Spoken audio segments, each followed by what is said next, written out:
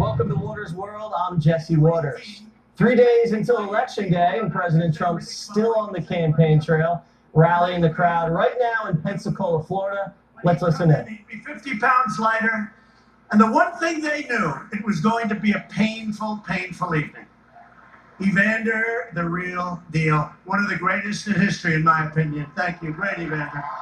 Thank you very much. Evander Holyfield. And we're also thrilled to be joined by a Florida football legend who truly knows how to win. He won them all. And if he had a great place kicker, he could have even won a couple of more. Right? Bobby will be the first to tell you. Bobby Bowden is an incredible man and an incredible coach and a great leader. Bobby.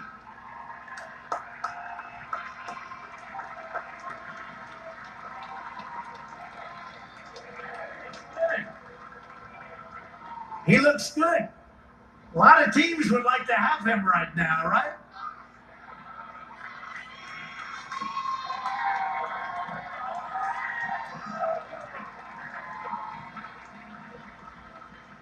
Come on, say something. Come here, Bobby. Thank you, buddy. Thank y'all. Thank y'all. God, what a great crowd. You know what I was thinking a while ago? The most powerful man in the world, the most powerful position in the world is the President of the United States.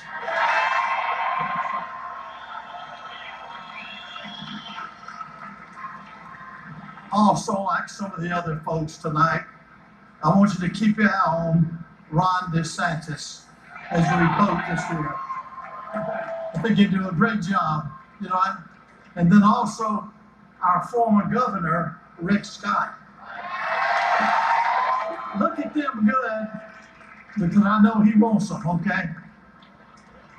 You know, I came to Florida State in 1963 as an assistant coach. And you know where my recruiting area was? Right here, baby. Right here.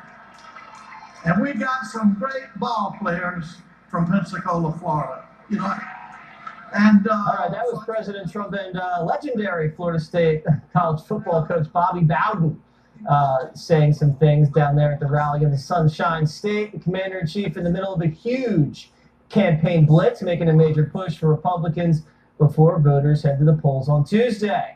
Here with reaction, senior advisor to the Trump 2020 campaign, Katrina Pierson, and former White House communications director and the author of Trump, the Blue-Collar President, Anthony Scaramucci, who is wearing a white collar.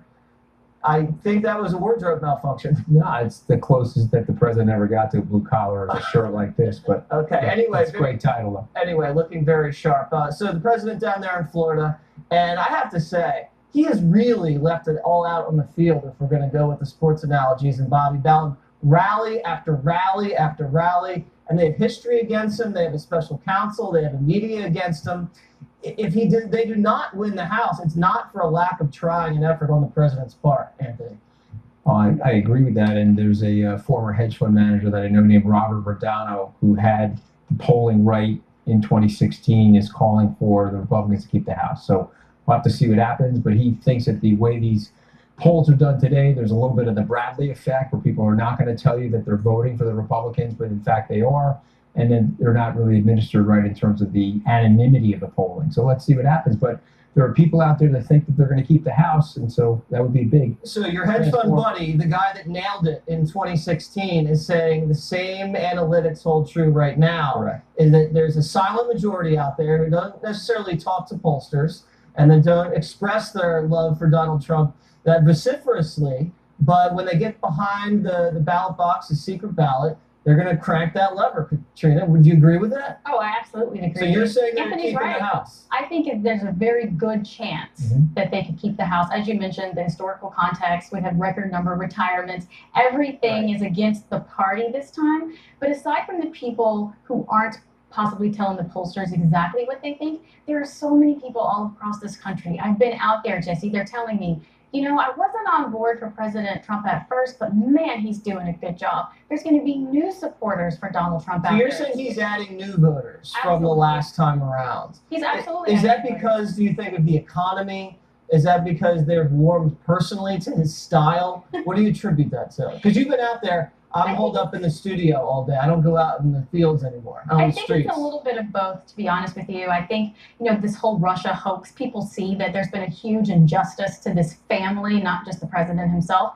They see innocent bystanders, people that just took the job, that are, you know, publicly assassinated, their characters, their livelihoods. And people at home are seeing this and they don't like it. And they see the president is doing a great job with the economy, his platform, keeping his promises. People aren't used to politicians keeping their promises and fighting back, even against their own party when necessary. Well, I mean, he's been the victim of a huge injustice when you think about Spygate and all the things like the media that they throw at him, and the Kavanaugh situation reinvigorated that injustice that was served upon that man. Let's listen again to the president, who's back behind the lectern. Hear what he has to say. And by the way, you have a very good attorney general right now. You know that, right?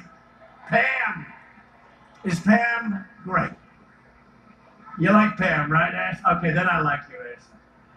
Good luck. I hear you're doing well. Good luck. Very important position. Your next Agriculture Commissioner, Matt Caldwell. Matt, thank you. Great, Matt. Thank you. Florida CFO, Jimmy Petronis. Good luck, Jimmy. Good job. Good job, fellas.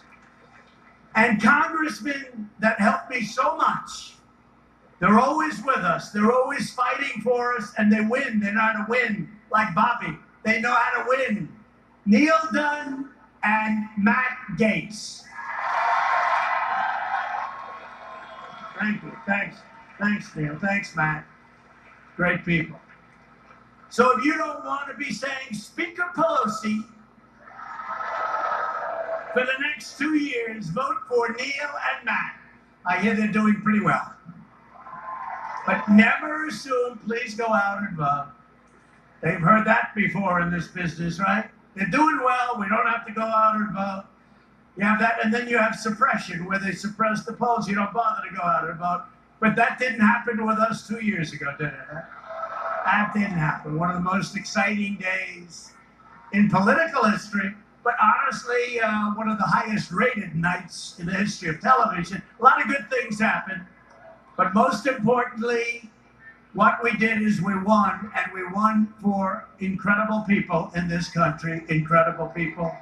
They got what they wanted, and we are producing, and we did it together. I didn't do it, we all did it together. This Tuesday, the people of Florida are going to head to the polls to elect an incredible new senator. As your governor, Rick Scott, cut your taxes massively by billions of dollars. Think of it. Okay, there's President Trump touting Rick Scott, the governor right now, who's running against, I think, what's this guy, the Democrat Nelson, that comes up every 6 years. He wants to be senator again, and then you don't hear from him another 6 years. And that's a tight race. That's dead even. But Anthony, I wanted to ask you, you know, the president's closing message seems to be beating the immigration drum. But, you know, he's got the Kavanaugh bounce.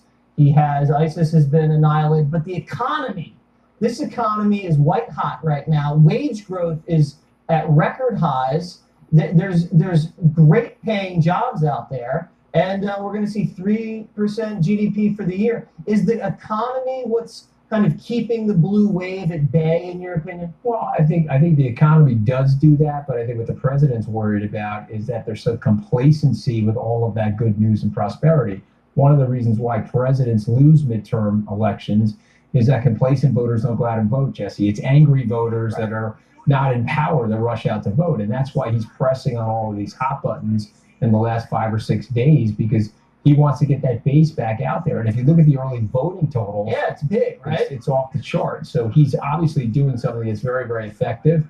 And I don't remember President Obama barnstorming like this, or George W. Bush barnstorming like this. And so it's a new strategy. People 50 years from now are going to study what he's doing. And politicians have to change their playbook because of Donald. Yeah, I remember Barack Obama staying away from certain And campaigns a and rose races. garden strategy more than Yes, this kind of yes. strategy. No, this president is definitely out there in the mud.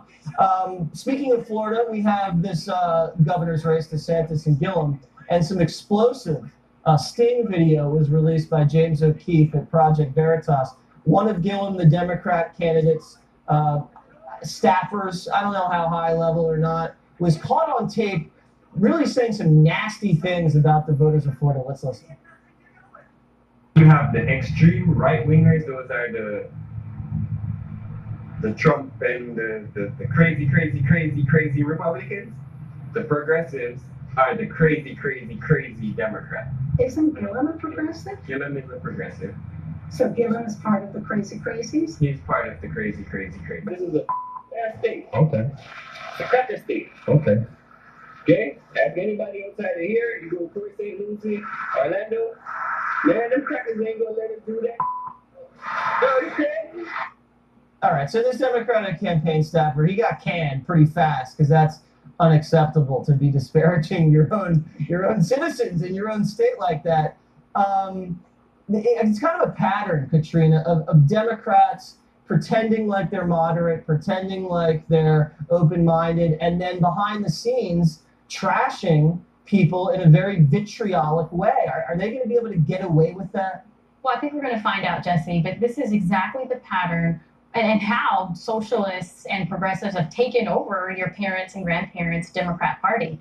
You had staffers from multiple campaigns uncovered by this group who were talking about how they have to lie to the electorate to get their votes. And in the case of Florida, this wasn't just a paid campaign staffer. This is a man who went to college with Gillum and knew him prior to joining the campaign, who calls the white people in the state crackers and admits that they have to lie to them. They have to cover up their support for gun control in order to get people on board, admitted to capitalizing on white guilt to get the support. So my question, as a biracial American, half my family is white, my question to white Democrats is, have you even thought what this looks like for you 10 to 20 years down the line? Right. It's also, you have Missouri Senator Claire McCaskill, you have John Tester in Montana, and then Sinema in Arizona. It's these red state Senate Democrat or candidates that are trying to move to the middle, but they're really not like that deep down because they get back to Washington and they vote for Crying Chuck. But they're also responding to the president. They can't deal with him, and so they're lurching back and forth between identity politics, race baiting, calling other people racist. One of the points in my book is that he stole their blue-collar base and he moved it over to the Republican Party. How did he do that? They'd be way smarter, Jesse, if they said, whoa. He did that, let's fix that. But they're not willing to admit the mistake that they made over the last 30 years of abandoning what was their core constituency. And now that core constituency is showing up at those rallies, and they'll call them xenophobic, they'll call them nationalistic, they'll call them deplorable. It's not helping them. And so I don't know why they're doing it, but they're getting caught on tape more than once. So the blue-collar base, as you write about and as you were just mentioning, are they going to come out again like they did in 2016 for this president? I know he's not necessarily on the ballot, but these are the people that were inspired by trade commentary. These are the people that were inspired by immigration. Are those people in the Rust Belt or even in Florida, are they going to come out and vote Republican? I do think they're going to vote Republican, Jesse, because as we mentioned earlier, the president is now talking about immigration out there in all these rallies. Because he, unlike previous candidates, have had a bold agenda, a wide variety of things that he promised to the people. The economy's doing great. He's making progress on trade. And now we have to fix immigration in this country. And that's why he's out there campaigning on it. That was the #1 issue during the 2016 campaign. He needs to hold the Senate and keep the House to move forward. You think he attracted these people in 2016 and he's now successfully held them and they're now his base and he's not going to let them go? Absolutely. Do you agree with that? Not only agree with it, They're not up for grabs? I've been doing a lot of campaigning. I was out in Suffolk County with John Laval 2 nights ago. You have union leaders that are sitting there with Republican Party officials voting for Donald J. Trump. All right. All right, well, blue collar president. We got a blue collar millionaire. Is it a good? Over here. Is it a good inscription? or Yes, no? I like the inscription. Yeah, I'm going to read the inscription. yeah, yeah. This is what it says, Yeah, it's okay? very And good. I'm not making this up. It It's says, Water's world, and it's your world. I'm just living in it. So go ahead. it says, Jesse, my hero and the American dream, my love, Anthony Scaramucci. Anthony, I love Wow, it. that's better than Thank you Christmas. very much. That's better than Christmas for you, all Jess. right, how about that? Thank you guys, Katrina. Thank you. Thanks, Jesse. All right.